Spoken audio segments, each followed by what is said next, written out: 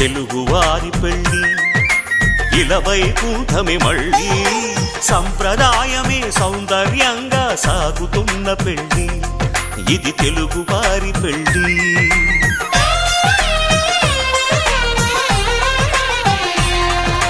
తెలుగువారి పెళ్ళి ఇలవైకుంఠమే మళ్ళీ సంప్రదాయమే సౌందర్యంగా సాగుతున్న పెళ్ళి ఇది తెలుగువారి పెళ్ళి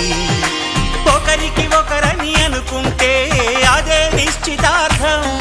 ఆ నిర్ణయానికి తలవంచడమే పెళ్ళి అంతరార్థం శతమానం భవతి అంటుంది శ్రావణ మాసం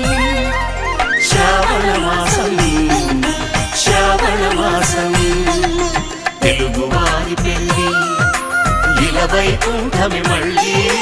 సంప్రదాయమే సౌందర్యంగా